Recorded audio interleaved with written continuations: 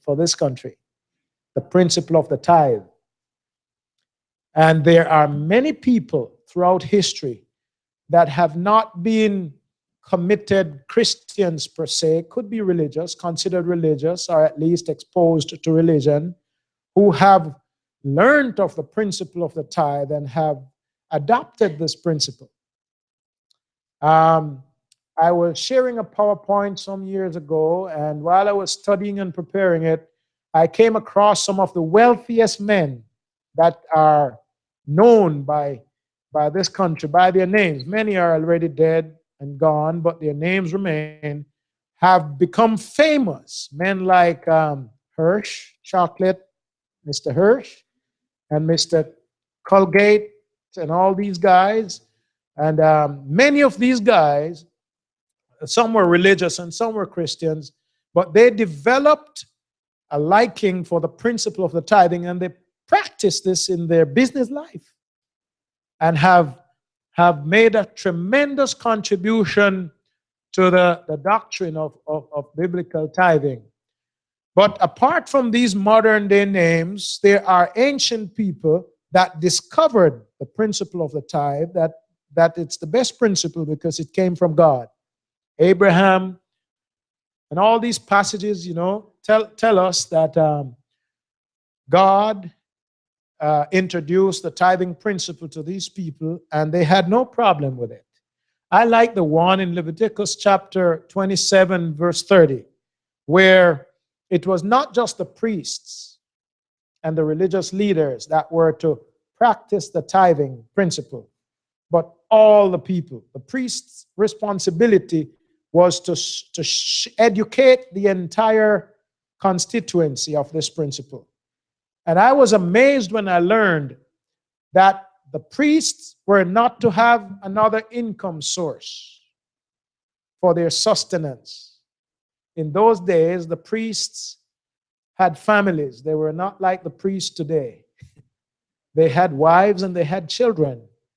And some of them had large extended families.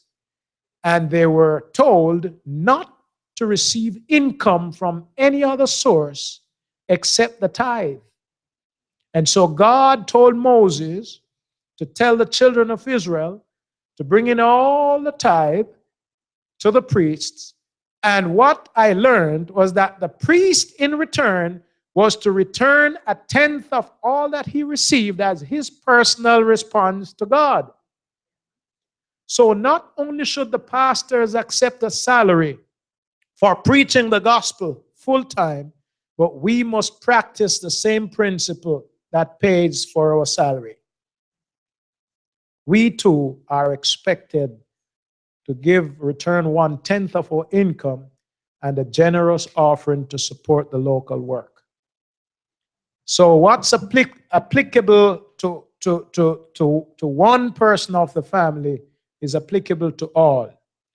And this was the purpose of the tithe. The Bible tells us we don't have to reinvent that, to pay the Levitical pastors who were the priests.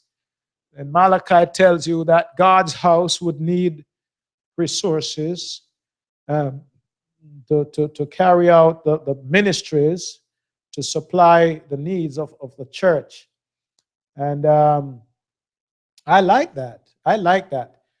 The last time I studied Malachi chapter 3, I started reading from verse 6 and I went all the way down to verse 11 and discovered that God only made one request of Israel after he said to them, "Return unto me."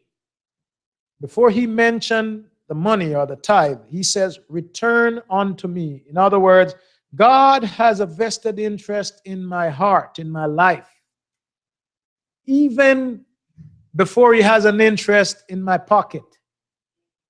He wants my heart before he wants my pocket. Because if he has all that I have in my pocket and did not get my heart, all of this makes no sense. And if we return tithe only because the pastor promotes it, Pastor Timothy promotes it, Pastor Taylor, and because the head deacon promotes it, and the stewardship director promotes it, if that's our motivation for being faithful, that's not enough for God. Our returning of tithe to God must be an evidence of our gratitude to God for all the blessings of life that He has given unto us. It's between me and God, and we should not judge each other on the basis of tithing and offering. We should not. It's between the person and his God. And that is why the Seventh-day Adventist Church does not disfellowship a member because he or she was not faithful in their tithes and offering. It may affect their membership responsibility, but it won't affect their membership in the church books. In other words, Ellen White says that if we are going to be leaders in the cause of God, we have got to practice what we preach as an example to the brethren that we serve. In other words, for me to be elected as an official officer of the church during the nomination process, it is okay for the treasurer to advise the chair of the nominating committee on my stewardship practice. Because if I'm going to be elected into an office of leadership, I better be a good example to the people I will be leading. I have no rights to tell them to be faithful when it doesn't apply to me. I disqualify myself from asking you to be faithful when I myself am not practicing what I'm asking you to practice. And that's commonsensical, and it's an integrity issue. And so on that basis of membership responsibility, we ask brethren to be faithful in their giving, to be justified, to be officers of the church. But we don't, the church does not disfellowship a person who even stands up and says, I don't believe in the tithing system and I won't return my tithe. We still do not disfellowship a person for doing that. What we may do, however, because I have seen that happen too, what we may do is to develop a personal ministry with that person or with that family or with those individuals that have that spirit and kind of try to educate them or talk them through the whole spiritual significance of faithfulness to God rather than narrowing it down only to money. That's why we get the result we get sometimes trying to work with some people, because we make it all about money and money and money. It's bigger than money. It's about my commitment, my response to God for me being here. And so Malachi 3 says, if you just bring my 1/10, all of my tithe, I will do 7 things for you. You do 1 for me, and I do 7 for you. And you can read it. I will devour the pestilence. I will do this. I will protect you. I will make your enemies admire you and respect you. I will set your heart at peace. Read it when you go home. And you will see that there is more in this for the person that does it than for God himself. If he takes 1 thing from us to give us 7 blessings, who gains at the end of the day? In the same passage, it's there. Read it when you get home.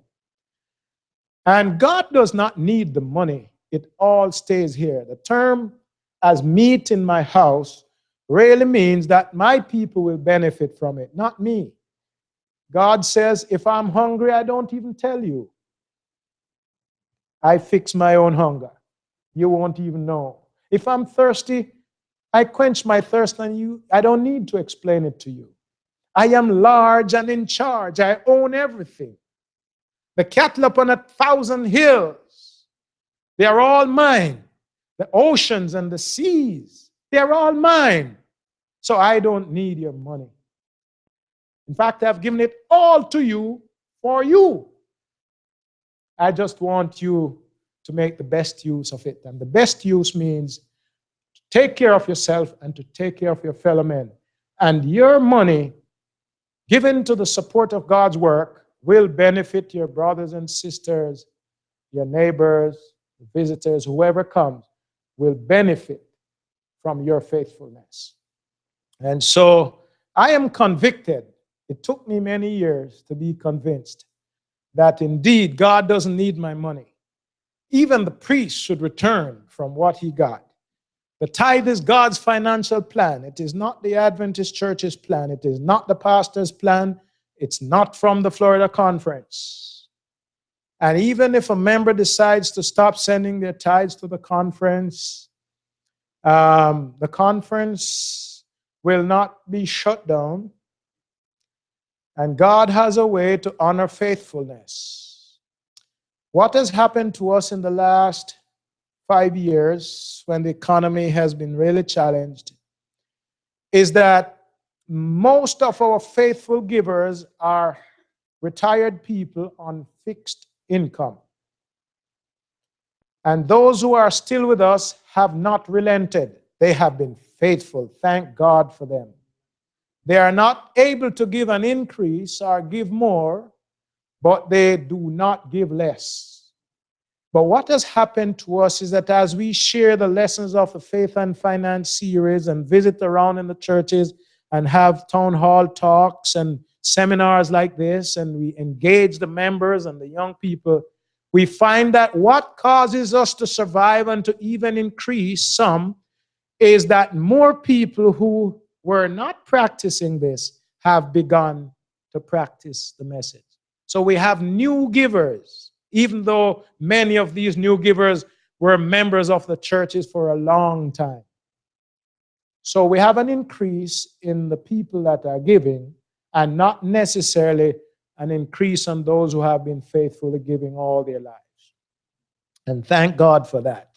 And when we talk about 4.2% increase of tithe in the Florida Conference, that's a lot of money. It is a lot of money. I think last year the income was over $53 million for 2015. And 4.2% of 53 million, that's how we would calculate the increase for the year that follows. 2014, that was what we ended with. And with the 4.2% increase this year, who could help me to give the math for that?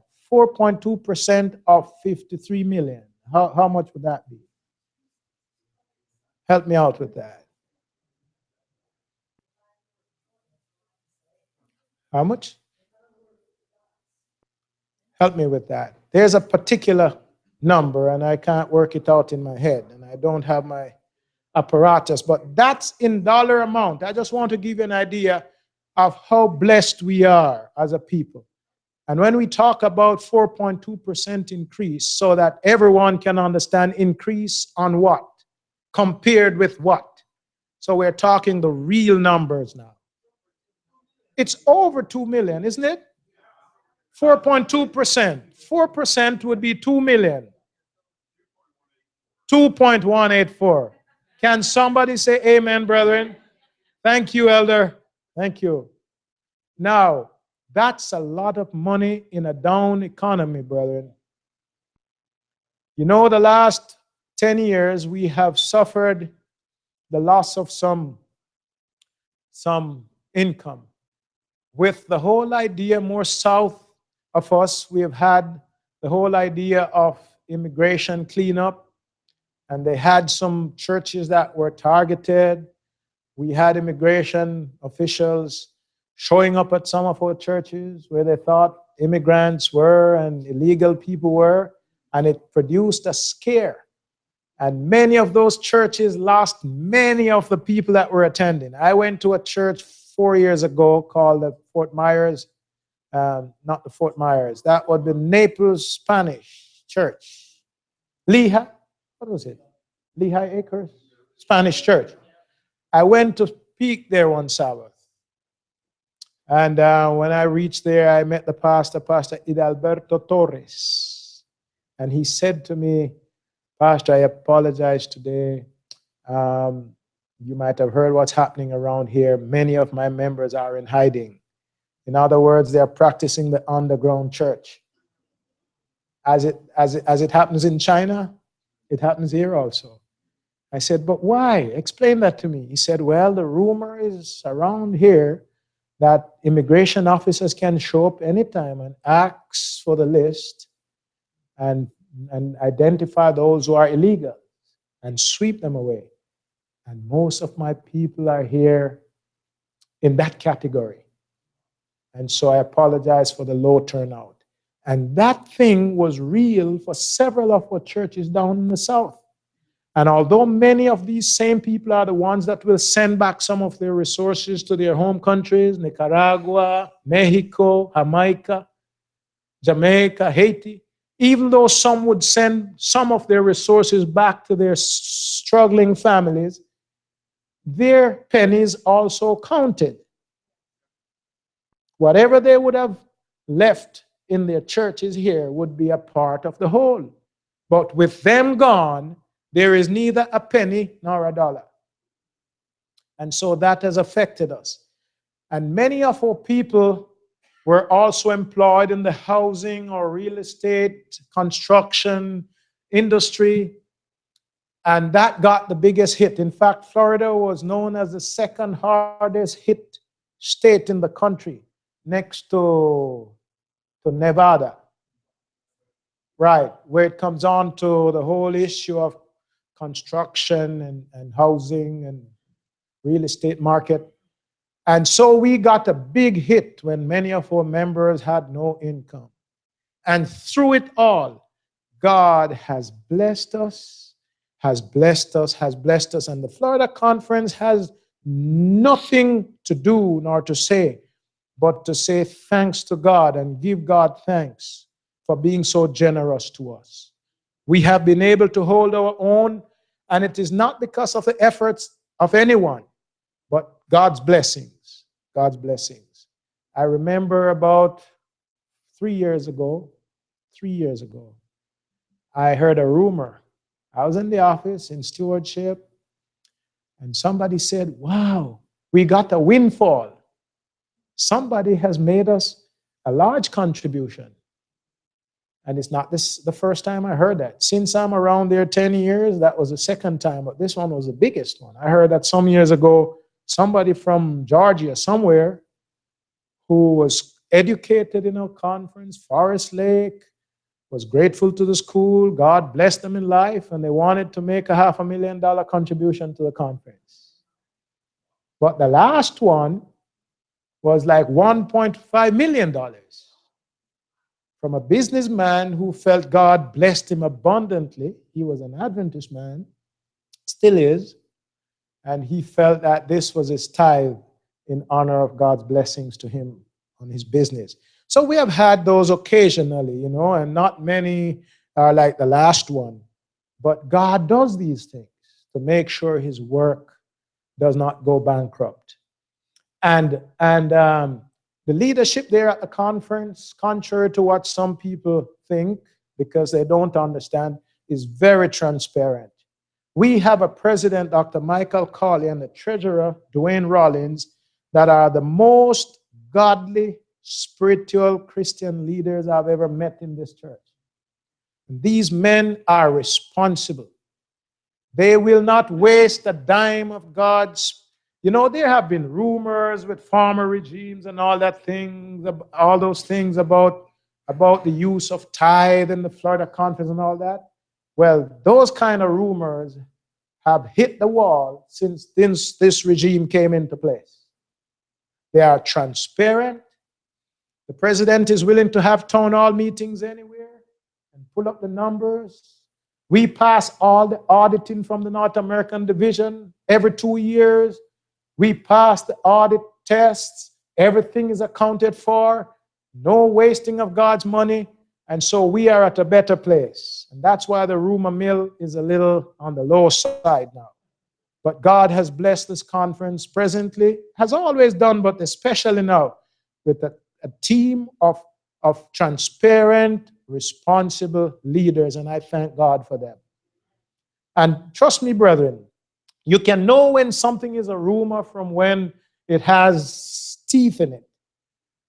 In a transparent world like this, in a litigious, how you say? Litigious. Thank you. Reality as we are living now, presently, it's not easy for an organization to abuse people's money and get away with it. I'm telling you. Lawyers, there are lawyers out there who specialize in finding their fault. And this regime has passed all the tests. And at the same time, we're getting a lot of lawsuits. Not a lot, but some lawsuits. I don't know if you heard about an accident that happened 3 years ago with a group coming from Fort Lauderdale to Tampa. And the van, the 15-seater, blew out some tires, and 3 people died. Well, let me tell you this, without identifying the community, you know, this conference has over 9 language groups. We have churches that operate in 9 languages. So we are a multi-conference. And one of these groups, this particular accident happened to. And when their lawsuit was tallied against us, it was over $130 million. They had a class action lawsuit that involved all the families that lost a loved one. And that thing has been going on. And it is true that who would pay this? Let's say they win. Who would pay this $130 million? It's not all the conference. We do have a thing called the risk management insurance that covers all the members of our constituency. If the churches are paying the premium, they keep the policy alive. And in fact, don't tell anyone that I tell you this. The contract with risk management is of such that even if the local congregation runs into financial problems and cannot keep up with the premium amount that is demanded of them every year, the conference still has to find a way to pay it and hope that they will work with the church to recover it. You see, the conference is not an institution over there that operates independently of a local congregation. The conference is the combo of all the churches together. And without the churches, there is no conference. And so the conference is a collection of all these churches. And whatever comes in, the conference is answerable to the larger body of believers, the world church, for the resources that come in. And so the conference, in order to keep that risk management insurance viable, has to make sure the premium is paid, or they will disqualify the policy. So don't go around and tell all the churches that whether they pay their premium, it will be paid still, because we will still demand them to pay their little portion. And what the churches pay is a small portion. It's a small portion of the whole, but it's an important portion. And so I have good news, though. After 3 years of battling in the courts, I think over 22 lawyers were involved in this class action lawsuit. The original amount that they sued the conference for was $18 million. But over these years, these hungry belly lawyers convinced the people to come up with different things, and it added up now to over $130 million. I was told that the judge finally said, you know what, I recommend mediation. I won't rule on this one. Because the 4 lawyers that the conference employed to defend themselves against these gravelicious lawyers, they had some strong arguments. For example, we have a written policy in the Florida Conference that no church should own nor operate a minivan, a 15-seater minivan. Because our insurance companies have informed us many years ago that it is the most accident-prone vehicle on the road, and they will not cover but 1 or 2 churches, because these vans are easily accessed and they are handy and convenient. They can run here and run there. They bypassed the policy and go for some little private insurance, and they took it out on this vehicle and purchased this vehicle and operate it in hiding. And that was the case. So our lawyers had a good case, but the problem was, all along we were nervous. The problem was that in matters like death and hurt on the person, the judges have a way to rule in the favor of the smaller man. They look on the conference as the big man, the big pocket. You see, these lawyers won't sue the little church that broke the policy of the conference and purchase a 15-seater, because that little church doesn't have any money. So they look on the mother organization that this group represents and say it was a conference called event. These are all members on the list of the conference, and they sued the conference. But I heard good news about 2 weeks ago that after all this back and forth, the judge who had recommended mediation between the two sets of lawyers, the judge has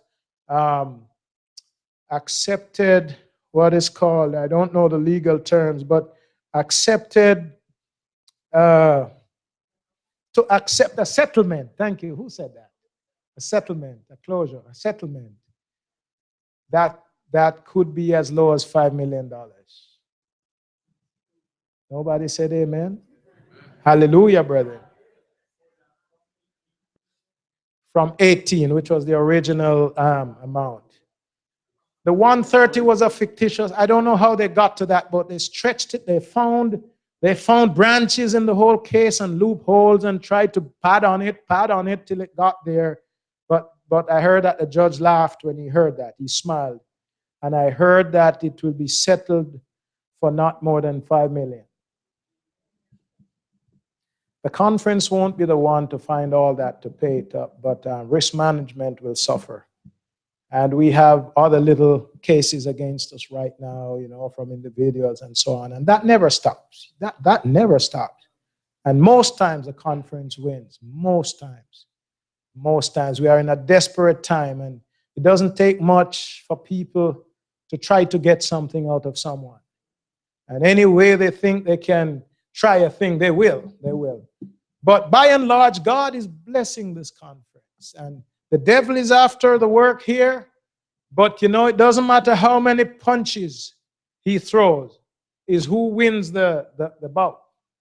That's what's important. So we go back to the use of tithe in the Seventh-day Adventist Church. I'm going to race through this now and speak generally. The tithe is used mostly to employ pastors. And at the end of my presentation, I'll show you a graph in percentage and dollar amounts, how much exactly is used for these various ministries. But the number one expense of the conference is the salary of our ministerial workers, pastors, Bible workers, chaplains. Well, the chaplains are paid by the hospital, although we interview and employ them. But Bible workers, Bible teachers, and mostly pastors is the greatest expense of the Florida Conference. And I think of any conference in the Seventh-day Adventist Church when you talk about the salary of its staff. And that accounts for over 34% of 100%. And that would take in the three categories on the front, plus the evangelism and so forth. Then the next most costly expense we have is for the institutions, educational institutions, paying the teachers and to run the schools and the subsidy for struggling parents and all that. That accounts for 24% of the whole. We have two major academies, and we have 35 elementary schools. Now, the two major academies are mentioned here, and the one in Miami, which is called the Greater Miami Academy, every year, they get 1.35% of that 53, whatever is the total income, gross income for the year. Only that in this case, which year was this? This could have been 2014. They got $709,000 from the overall tithe that is sent there. 1.35% is allotted to that one school. Then we have another senior academy, which is twice as large and as expensive to operate, called the Forest Lake Academy. That's where my last son was graduated. And you too, Elder? Amen. Hallelujah for Forest Lake. I have one that graduated from GMA also. But they are entitled to 3.58% of that gross income for the year. And whatever the total income is, the percentage remains the same. And that translates to $1.5 million. And that's only a one-year period. That's repeated every year. So when I tell you that $53 million come into the conference in a particular year, or 52 or whatever, these are the percentages and the amounts from that portion that will be going to these institutions. And I go back to the first one, the elementary schools. We have 35 of them, and this number keeps growing.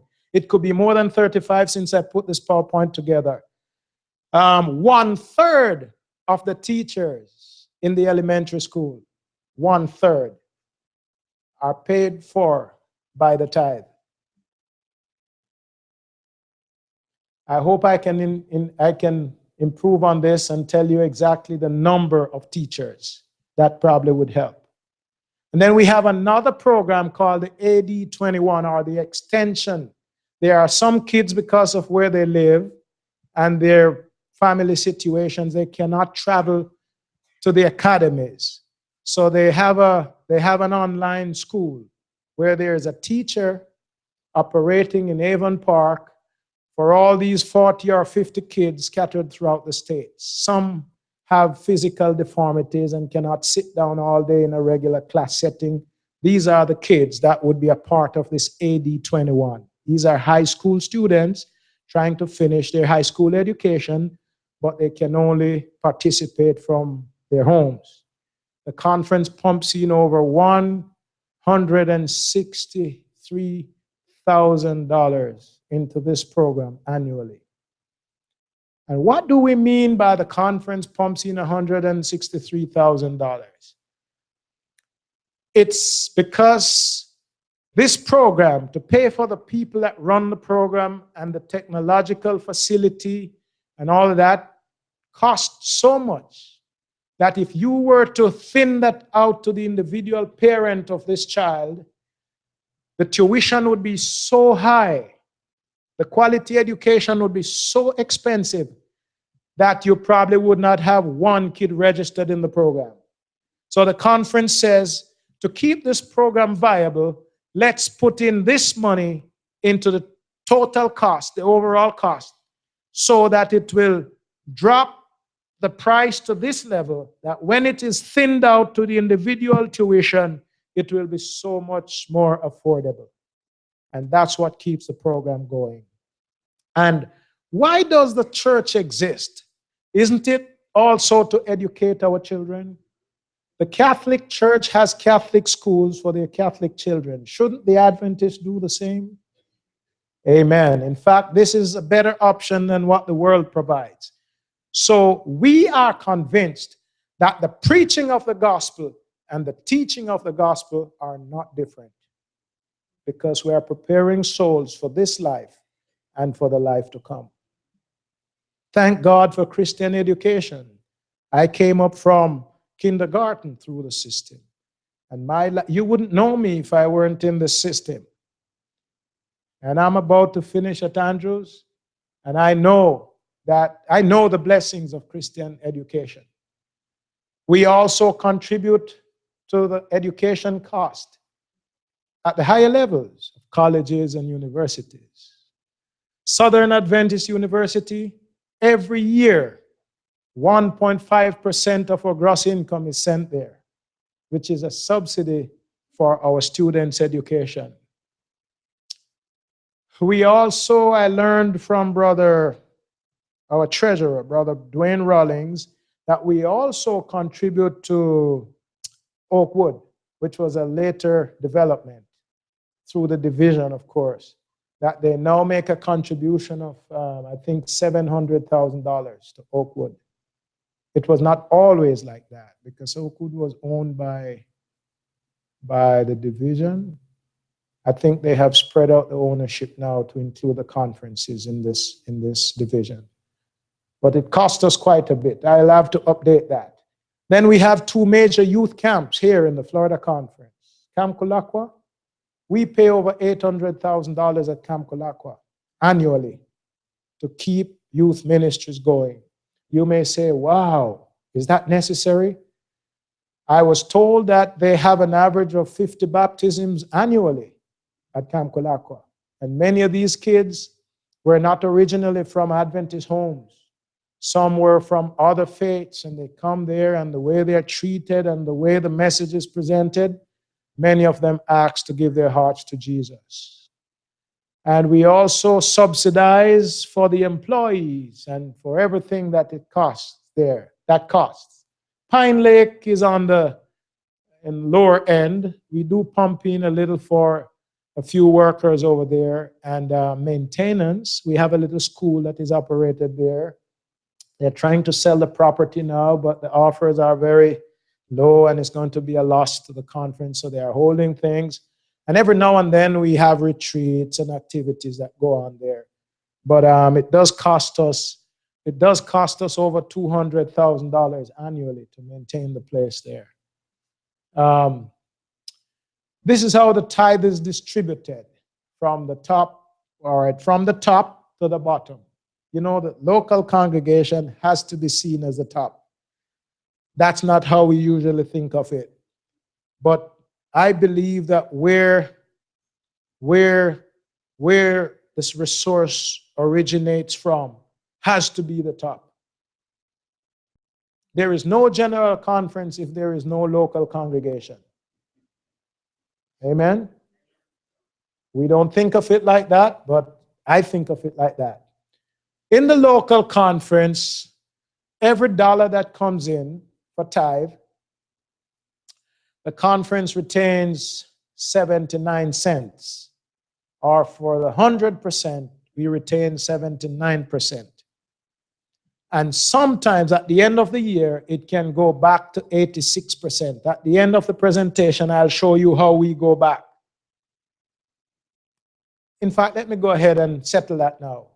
Annually, the North American Division returns $10 million to the Florida Conference in subsidies for evangelism, for special projects, as a percentage of the tithe overflow, in gathering.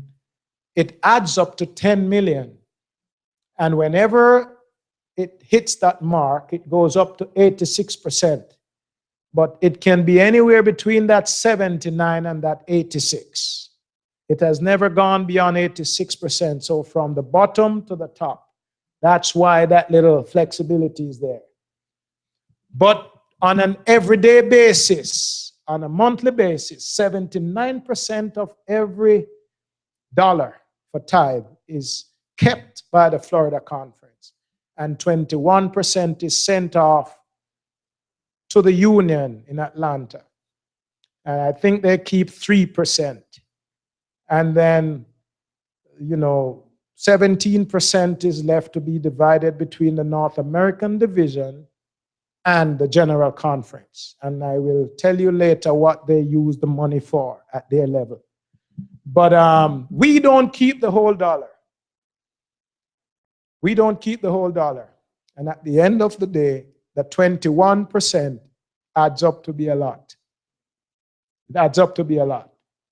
So our 100% operational cost will always be 79% of all that we receive.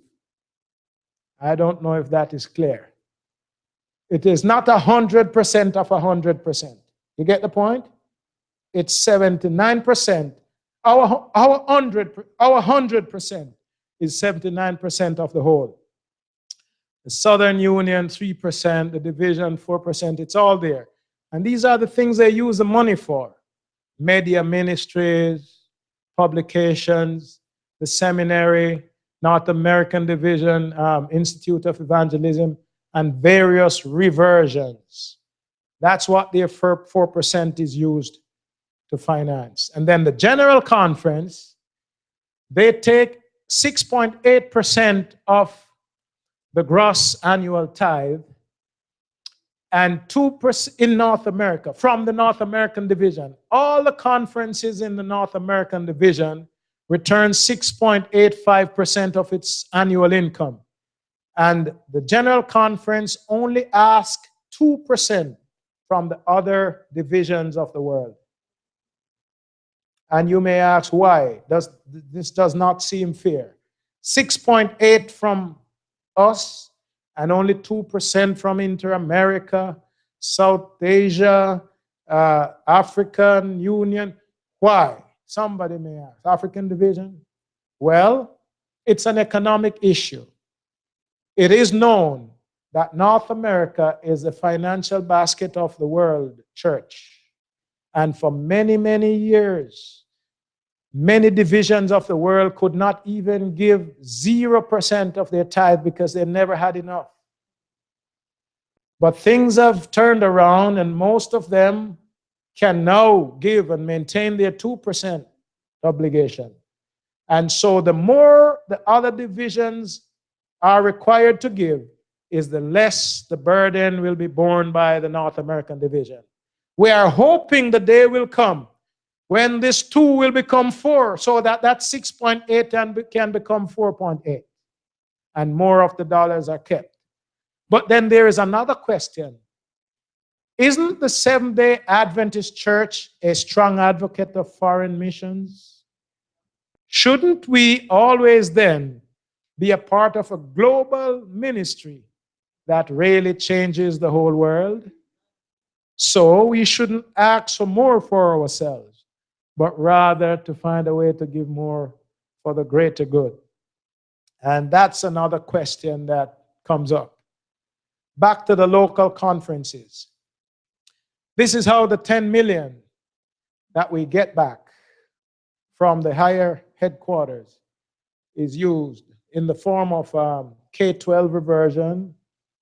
We didn't mention the K-12 in all the institutions we're talking about. For the first time, we're mentioning that. That too is a costly program. Then the evangelism reversion, we did mention that. For example, what do we mean by evangelism reversion? Some years ago, might have been 2 years ago, the North American Division called our conference administration and asked us to identify an evangelistic project anywhere in our conference that needs a special evangelistic push, and they would sponsor the program. They had like, I don't remember, they had like $125,000 to give. So get all the missionaries you want, Bible workers, start a project for the whole year, and we will sponsor it with this amount. And they chose the Tampa area. So they had a massive drive in the Tampa region. And so all these monies add up to be a part of this $10 million. And this is the final page. If you want to know exactly how much the church spends on the various ministries, this is the best picture of that breakdown that we can find. I did tell you that the most costly was the salary of workers. That's the first one. It says 34.7% or cents of the dollar is spent on pastors and ministerial workers, Bible teachers in the schools, and so forth. And 24.2% is education. 7.8% is on the administrative operation of the Florida Conference. 4.1% youth and children ministry. 3.3% church planting and new initiative for evangelism. 2.1% publishing and literature evangelism. 1.1% goes back to the local church. Did you know that? 1.1% of $53 million. How much would that be? Then you would know how the 256 congregations in this conference benefit from this 1.1%. Some churches, because of their needs, would get bigger portions than others. But that could be very well over $500,000, shouldn't it be? That should be over $500,000, 1.1%. How much? Yes, so $583,000 of your tithe is returned to the local congregations. Sir? Yes, that can help to build your church. You're looking for a new church? Amen. Now I was told that if you're building a new property, the first 100,000, the conference will give you. You're entitled to that. Isn't that what I understand? Yeah, they do give what is called a foundation money for the start of a new construction. Well, I'll get it clear. Don't quote me yet. Let me go and get it clear. But I do know they do that. They did it for Naples. They did it for Frostproof. They did it for Spring Meadows, things like that.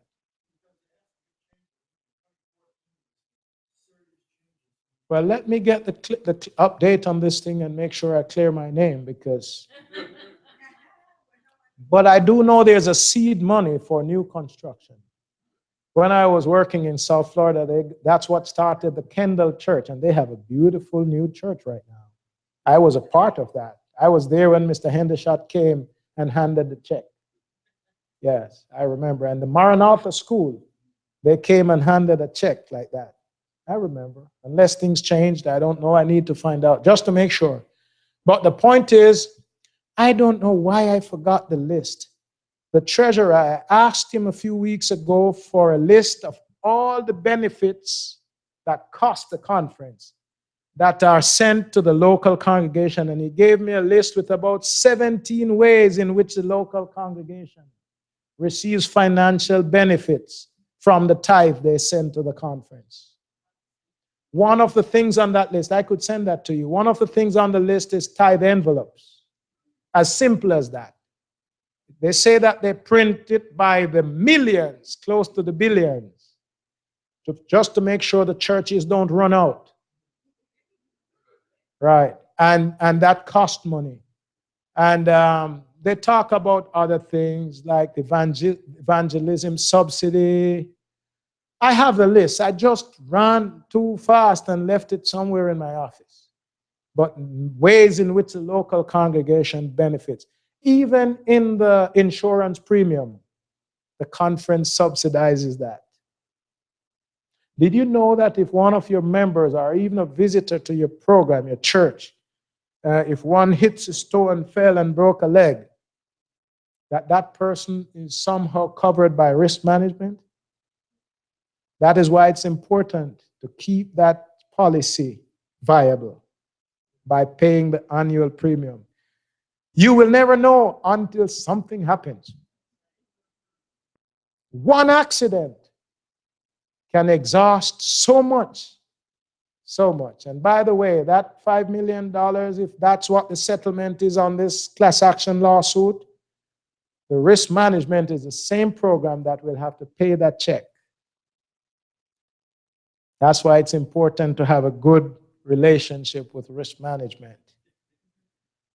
Then trust services. We do provide free trust services to the whole constituency. What is trust services? You know, it is very costly when you do legal transactions. If a member or a family wants to fix their wills and, divide their estate into family members who would inherit upon the death of the owners and other legal things, the conference pays $300-something per will, per person. We pay it to a lawyer to get it done free of cost to the individual member. And that happens in the state of Florida where much retirement takes place, where many people come and retire, and some are Adventists. This activity, this department is always busy. And the more costly it is for us. But it's a service that the conference does to the public as a part of returning. And I must tell you the truth. If any of you is thinking about it, I must tell you the truth. They cannot force you to give back. But they will encourage you that a good option in writing up your will is to leave a small percentage for the work of God. And that's fair. That's fair. My wife and I, before I traveled to Israel last year, I made sure my will was made up. You know, a lot can happen between here and there. It's 19 hours in the air, you know. And although we didn't have much, we made sure we fixed that will. We walked into that department. We got the lawyers. They got the lawyers, got the service done. But we made sure a portion is on that will for the work of God. You know, but not everyone is going to think like us. But you and I know the best way to leave this life is to leave this life with a legacy for salvation for other people.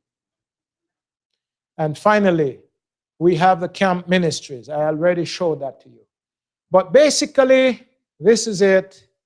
If there's any comment, if I didn't clarify something and somebody understands it a little better, you can take a minute or two and help me out there. Make it easier.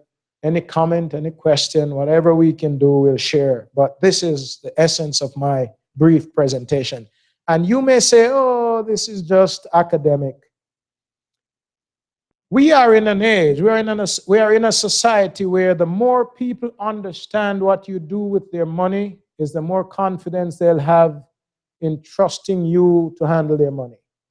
And one of the things that is causing our younger people and some middle-agers to give to charity even more willingly than being faithful in tithes and offering in the church. You know, a lot of our highest paid people don't practice tithing in this church.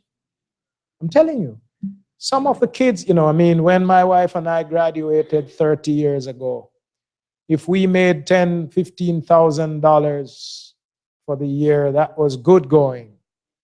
Our children graduate today and their startup salary is $40,000 for the year.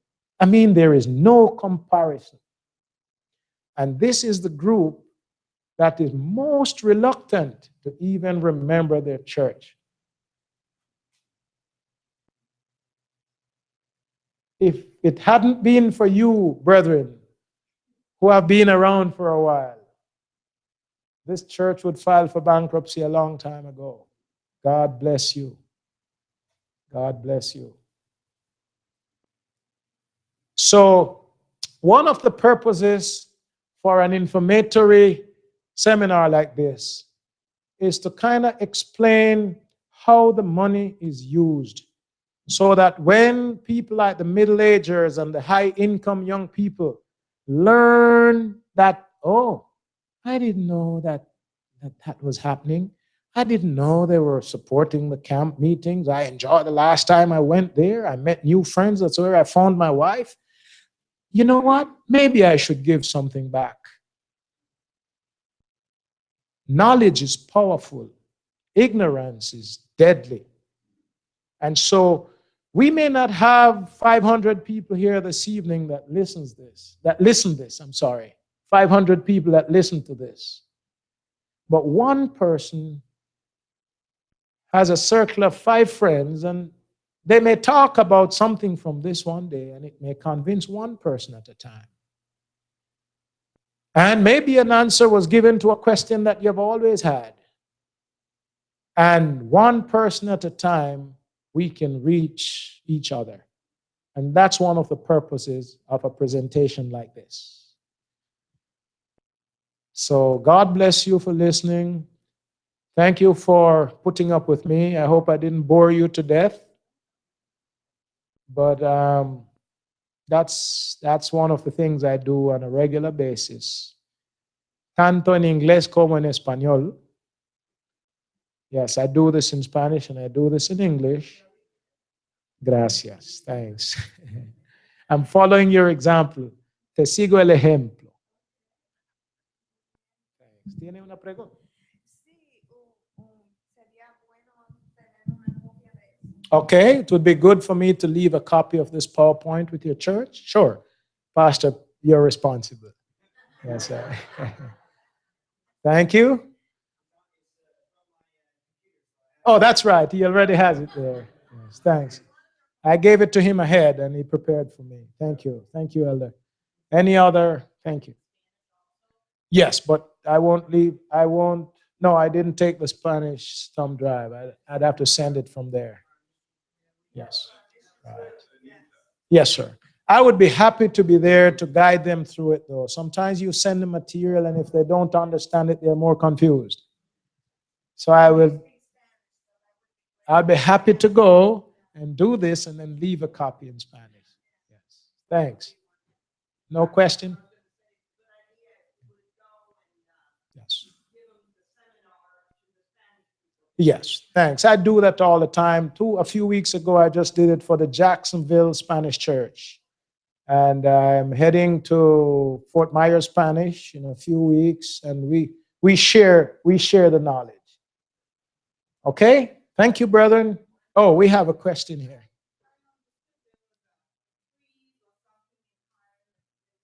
Okay. Yes, it was in 2013.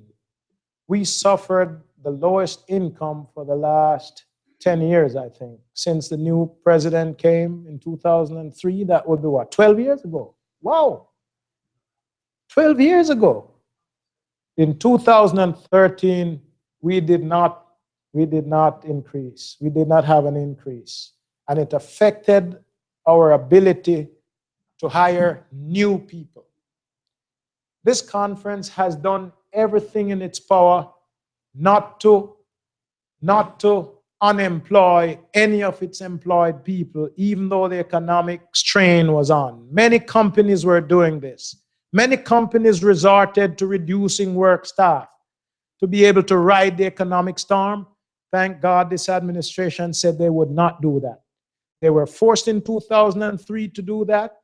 They let go 60 workers, and we have not recovered in terms of morale yet. And this new president came in. I remember I heard a joke, don't laugh. You may not find it funny. But shortly after 2003, when 15 pastors were let go, and the others were educators and secretaries, I think they were like 30 from the office itself. They downsized in the office to set the example. And they had their formula, who would go, like the last ones who came, and preference was given to those who were on longer and those who had the better ability to find jobs somewhere else. You would expect a 45-year-old to have it easier than an 85-year-old. And those who were about considering retirement, they worked out something with them just to help them out and had a little settlement. And so they reduced the number to 60 overall. But I think there were 15 pastors that were affected. And that thing hurt our morale so badly, because in the overall good, something had to be done. It had to be done. It would be having your 400 full-time workers not getting paid for 6 months, or help 60 people out, help some to find a job somewhere else, and we did that. We promoted, and we called up conference presidents, and we called around, and a number of our people were taken in other places, thank God. But it was the lesser of two evils, to not being able to pay 400 workers than to ask 60 people, 30 of whom were either close to being out for one reason or another. That was the lesser of evils, and they had to make a choice. So I was somewhere shortly after, it might have been in the middle of that same year, where the new president was coming to give a speech. It was the dedication of a new church temple. So a pastor came to me and said, "Who is the speaker?" I said to him, "Our president." He said, "The ex-president or the ex-president?" It wasn't a very happy comment. It was a low blow, but then he's one of those that was affected by the layoffs. And so I kind of understood. But that's how low the morale was. Is he coming to cut us off again or cut off someone else? To think of the president coming only to cut is not a compliment. It is sad that when he came, when this present president just landed, the decisions for the cut were already made. He was not a participant in this, but unfortunately, he got the blame. And he decided, because he felt it, he decided that under his regime, something like this or anything close to this would never happen again. And he has lived up to his word. Hallelujah. However, the freeze only affected potential employees. They said we would rather keep who we have, and even if we have an opening in that district across there, we find a way to add that to the pastor nearest to it to cover and increase his territory rather than having to struggle to bring in another full-time. And that freeze lasted for 2.5 years. That's up now. That's up and running now. Oh, yes. As openings happen now, they get the best candidates and they fill them. And your pastor is an example of that. Yes. Thank you, Elder.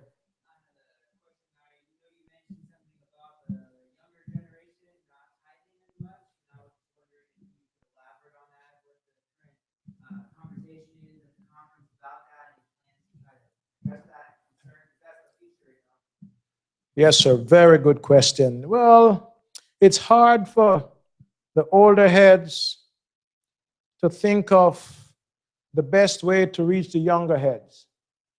We are getting to the place where we need younger heads to think for younger heads. One of the arguments, though, is that we are going to become more technologically accessible and create more apps on the iPhone or on the regular phone, iPad, the computer, for people to be able to just press a button and enter a contribution to the church, because that's the language that the younger people speak. And if you wait on them to respond to this little thing here, some of them hardly have a pen. You'll meet a 35-year-old on the street and he doesn't even have a pen or a notebook to calculate how much is 10% and how much is 25%. And this looks archaic to him. But if you tell him, listen, man, open your phone and pull up the app and just press $500, bam, bam, bam, send. So we're trying to get to that. That's just one of the other things.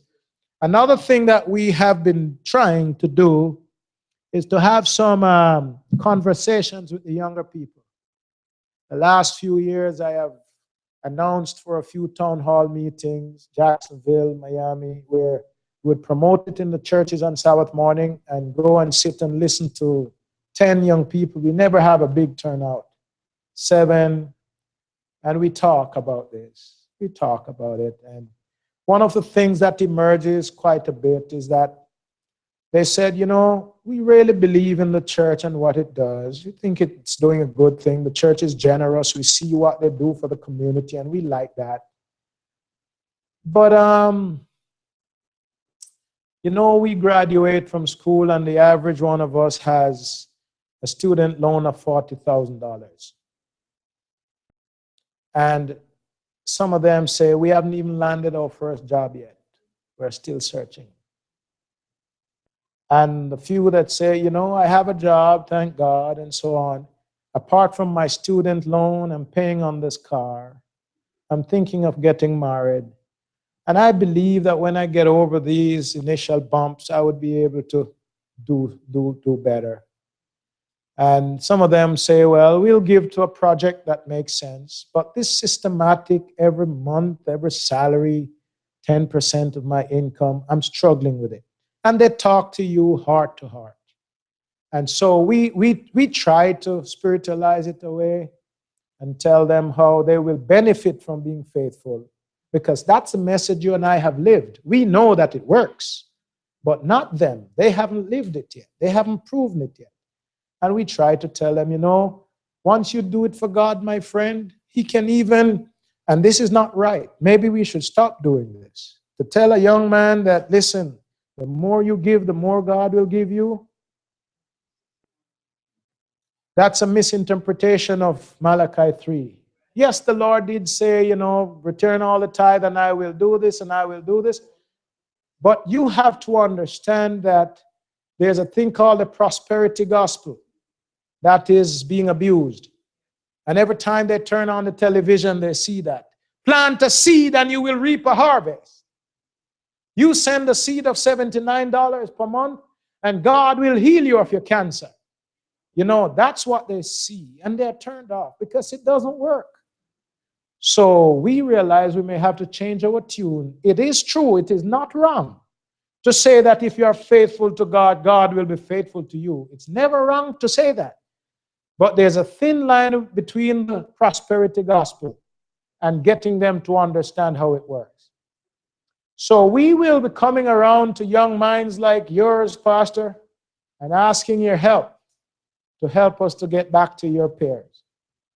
Because it's not easy, it is challenging. And this is not a Florida problem, by the way. The General Conference is struggling with this. The conference just asked me 3 months ago to prepare a little teaching curriculum for the kids, on stewardship. How to get the kids to understand stewardship. Because some believe that the earlier they are introduced to it is the more they'll understand it. But this is what I always say to my churches. Brethren, I have 4 children, and my babies are 20 years old. I don't look it, but it's true. Our first son was born 10 months after the wedding. I still have people who question the chronology of things. But thank God.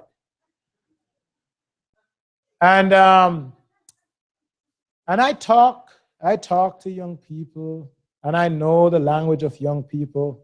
I've always been a gone away student. And I say to the churches, the best you can do for your young people is to love them. Love resolves a lot of issues. The Bible says love covers a multitude of sins. I don't know the verse. Maybe it's an adage and it sounds biblical, but I've heard that. Huh? Love covers yes, love covers a multitude of sins, something like that. But there is something magical about convincing your young person, not all of them, but most of them, the average one, convincing them that you have a serious, personal, genuine interest in them. If you have 5 young people in your church and they're all going away to 5 different colleges, don't expect that it's automatic, that when they finish and graduate, get their jobs, they will be coming back to return tithe. Brethren, some of them are on their way out, not just of your church, but of the message. Keep the contact information of these young people. This is kindergarten stuff, but it works. And every 6 months, if not more often, send a letter from the clerk of the church. Let them get a letter. You know what it means to be away from all your family and friends and get a letter saying, Lake Wales Seventh-day Adventist Church, we are praying for you. We know you are struggling to pass your exams, or if it's not true, you are in school. And after she reads that affirmation, she looks around and finds $5 in the envelope. When I was a student at Montemorelos in Mexico, away from everyone else. I would see all the other students rushing to the mailbox, and there was a little area for registered mails. Wow. For me, I didn't expect to go there. So I expected no one to send me a registered mail. And one day in my apartment, my wife and I, a messenger from the post office came to my door and knocked and said, "You have a registered mail in the post office." And I'm still in fright. I didn't anticipate one. When I went there, I saw Mr. Darrell Dixon. And I remembered the name. Darrell Dixon was the famous lucha libre wrestler in Mexico City. Strong black man who was in 1959 and 1961 Mr. Jamaica Olympics. I remember the name growing up as a little boy in the 60s. I would see his picture flashing on television, and you'd see this massive mass of muscles. And I said, "Who is this Darrell Dixon? Why would he know about me to send me a letter?" Only to discover that that fellow who originated from Montego Bay, Jamaica, went back to look for his 90-year-old mother in Norwood, St. James, Montego Bay, and learned about her mother's favorite pastor. I was a young pastor then. I finished 10 years before I went to Montemorelos to do my master's degree. And she said, "And my favorite little pastor, he's in Mexico. Have you seen him?" Mexico is a big place. This country has 50 states. Mexico has 31 states. And some of them are as big as some of your states. Massive. "Yes, he's at Montemorelos." And Mr. Darrell Dixon got my information and sent me a mail, $150 US. In those days, it took 10 pesos Mexicanos to be $1 US. So I was a rich man. I have not recovered from the shock yet. 25 years later. And what I did not understand, my dear brethren, that was the very start of a continuous support for the next year and a half. Every 3 months, until one day he came to the campus to visit me. And seeing him from a distance, I could tell, he's now 65 years old, but you can tell that he's pumped iron. And this guy came and I started shaking, and he came and said, "Are you Conrad, Duncan?" I said, "Yes." And he said, "I am Darrell Dixon. My 2 sons were with us." And I told them about this guy. And oh man, our eyes popped open. And he came all the way from Mexico City, 12 and a half hours, driving to meet us. And he adopted us there. And let me tell you what that thing did for me. I've written 3 articles on it before. And I have a book planned. I went back 3 years ago. Just 3 years ago, they invited me to Montego Bay to preach at the first men's ministry convention, 2,500 men. And Mr. Darrell Dixon was there. I called him on the platform and honored him. He's now in his 70s, and he looks like he's just turning 50. He still does 150 press-ups without stopping. And man, when I told the people what he did to me, he cried, but tears of joy. And the whole Western Jamaica learned of what that man did for a stranger because of his mother. I just said all of that to tell you, God is behind all this. There is no accident when you serve God. But why I told you this? You don't know what you do to lift a child who is away from home and the comfort and posturepedic comfort of home and friends, away in Oakwood, away in Columbia Union College, Washington University, Loma Linda, that receives a little note from her church, his church, and at the back of it, there's a $5 bill, a $10 bill saying, we are praying for you. Not a big letter. They are too busy studying to read long letters, but somebody's praying for you.